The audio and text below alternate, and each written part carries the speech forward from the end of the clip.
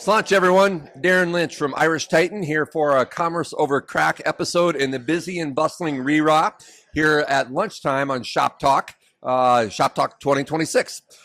Gina from Klaviyo is joining us. How are you, Gina? I'm wonderful, buzzing with all the Shop Talk energy. Yeah, exactly. We'll be running on fumes tomorrow. Oh, absolutely. That's the plan.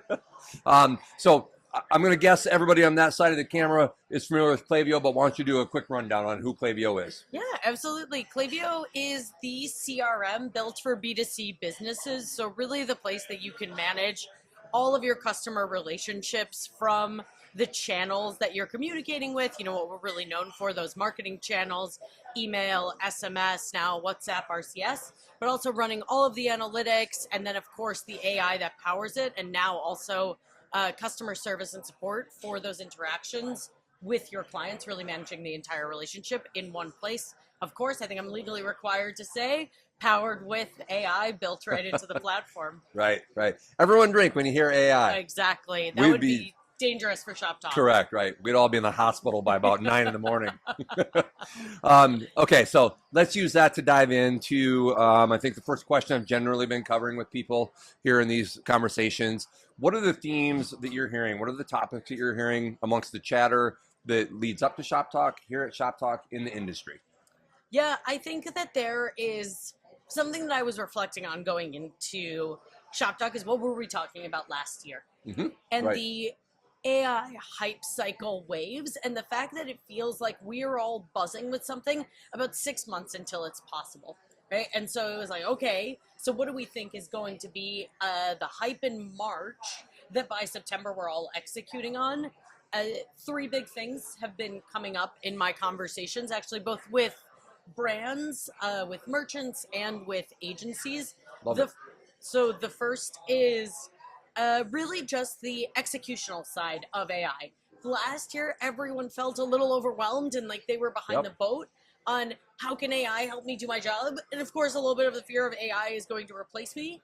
This year, it feels like everyone's comparing notes of, look at this cool thing I did that I didn't think Look at this agent I built. Exactly. Look at this capacity I freed up. And so this new project I was able to take on, right? And that's brand side in terms of, hey, we actually saved a ton of money because we didn't have to run an extra shoot because we were able to do part generated at a much smaller scale in terms of photos. And then agency side in terms of operational and what you're launching.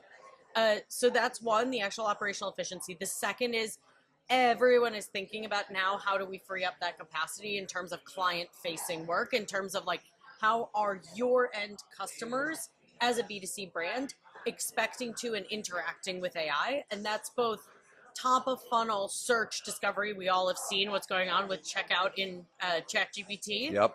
Right? And so that, okay, so it's not going to be the end of the transaction, but actually how discovery is happening in the LLMs.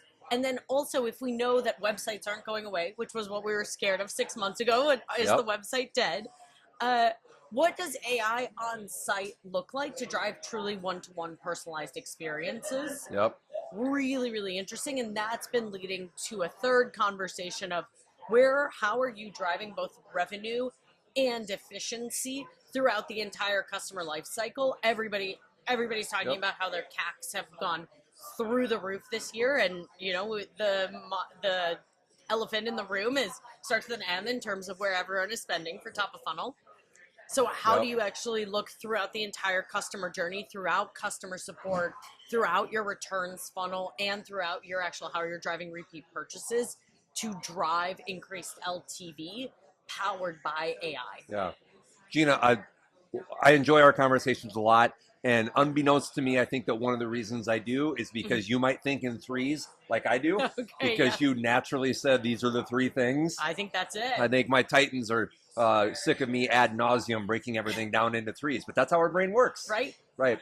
And, you know, of course, you touched on the most common theme in all these Commerce Over Crack episodes, AI. Yeah. But the underlying theme that's also been discussed frequently is how AI has matured enough to where there are a lot of tangible applications for it now.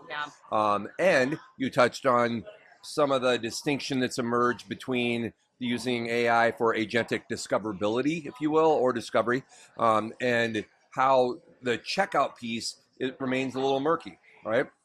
And then now speaking just for myself, I think there's something all of us as business leaders, managers, owners, regardless of what our business is, are figuring out how to leverage AI for our own sakes, right? Like how we use it for scalability, how we use it for doing to do our own jobs better, and how do we incorporate it externally into service offering or talking points or part of our existing service offerings. So I think that's what we're all trying to unlock. Speaking for the ecosystem as a whole. So whether it's a marketing partner, a platform, an Irish Titan, an agency, what do you think we need to do as the ecosystem to help merchants win?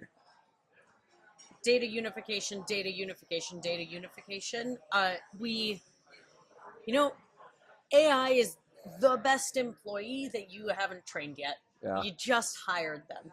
And I think that we are all doing a disservice when we are not making sure that it is a closed loop system where we are, one, having a human who is verifying. Again, call me a skeptic, but I think we're all about to our jobs are going to get way more interesting the better AI gets.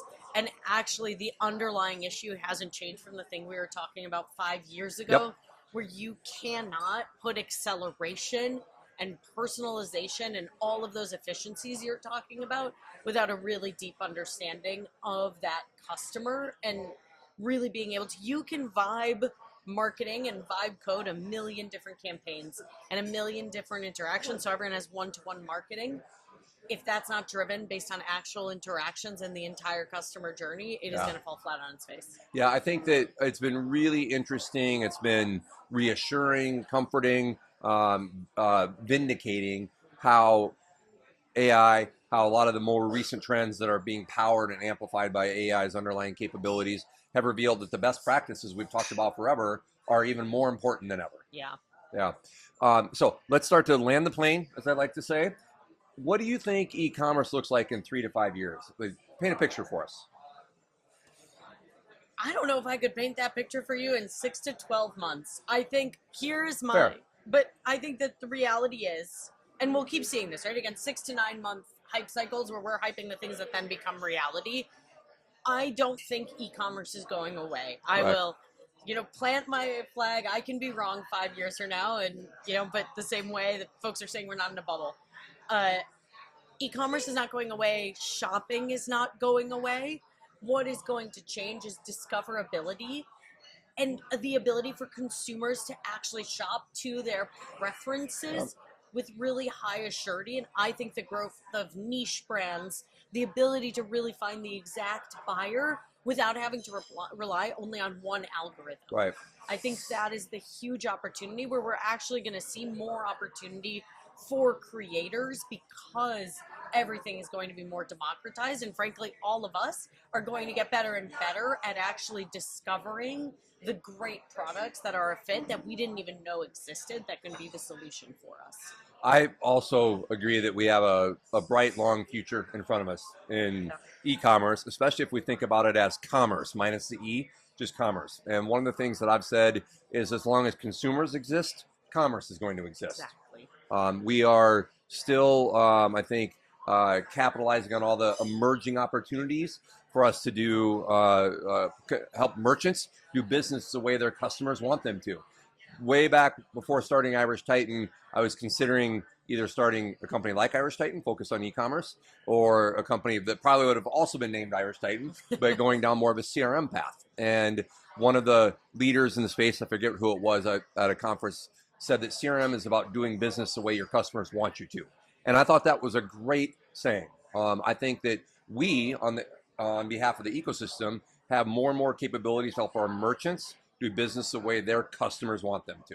So I love that. And we all love the dopamine of shopping. That's not going anywhere, and I couldn't agree more. Yeah, great. Well, Gina, thanks for all the Klaviyo partnership over the years. Thanks for all these kinds of conversations and content. Appreciate it. Awesome. Thanks for having me. All right. Thanks for tuning in to Commerce Over Crack. We'll be back with more. Sláinte.